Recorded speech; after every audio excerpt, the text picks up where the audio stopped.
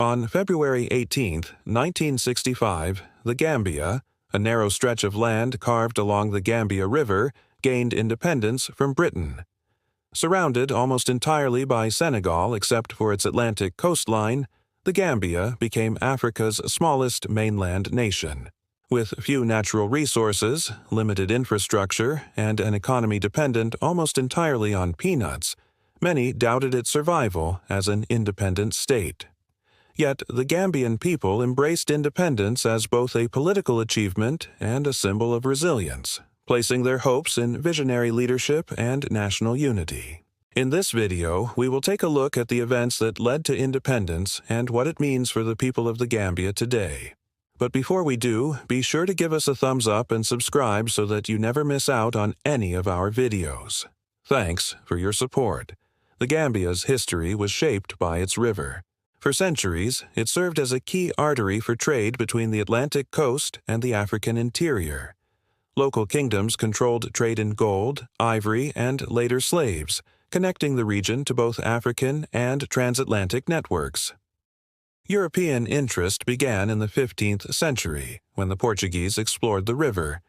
By the 17th century, the British and French were competing for dominance.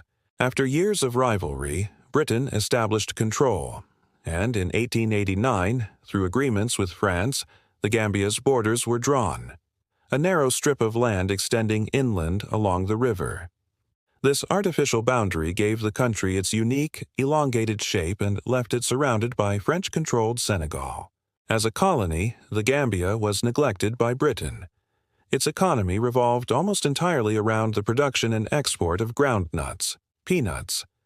Education was limited, infrastructure underdeveloped, and few opportunities were provided for Gambians to rise in colonial administration. By the mid-20th century, the colony was one of the most underdeveloped in the British Empire. After World War II, winds of change swept across Africa. Rising nationalism and the decline of European empires fueled calls for self-rule.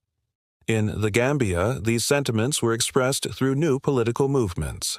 The most important figure was Dawda Jawara, a veterinary surgeon who left his profession to lead the People's Progressive Party, PPP. Jawara advocated gradual reforms, emphasizing democracy, modernization, and national unity. By the early 1960s, Britain introduced constitutional changes that expanded self-government. The 1962 elections gave Jawara's PPP a parliamentary majority, positioning him as Prime Minister and Chief Negotiator for independence. With increasing international pressure for decolonization and an increasingly confident Jawara, Britain agreed. Independence Day, February 18, 1965. On a warm day in Bathurst, now Banjul, the Gambian capital, the Union Jack was lowered and the new Gambian flag, red, blue, and green with thin white stripes, was raised for the first time. The Gambia became an independent state within the Commonwealth, adopting a constitutional monarchy with Queen Elizabeth II as symbolic head of state. Dawda Jawara became the nation's first prime minister, leading a parliamentary democracy. The mood across the country was one of celebration, but also cautious optimism. The nation had achieved sovereignty, but questions remained about whether such a small and resource-poor state could thrive independently. Just 5 years later, in 1970, a national referendum replaced the monarchy with a republican system. Dawda Jawara became the first president of the Gambia, marking the full assertion of national sovereignty. The Gambia's independence came with daunting challenges: economic fragility. With 90% of export revenue tied to peanuts, the country's economy was dangerously vulnerable to fluctuations in global prices. Geographic constraints. Its unusual shape, stretching inland along the river, created logistical and political difficulties. Surrounded by Senegal, the Gambia relied heavily on its neighbor for trade and transit. Limited infrastructure. At independence, the country had only a handful of secondary schools, minimal healthcare facilities, and almost no industrial base. Population pressure. With rapid growth and scarce resources, questions arose about how the state would provide for its citizens. Yet, despite these obstacles, the country embraced democratic governance and sought to prove skeptics wrong. The independence of 1965 marked the beginning of the Gambia's modern story. Dawda Jawara's leadership helped lay a foundation of stability, avoiding the coups and civil wars that plagued many other African nations in the 1960s and 1970s.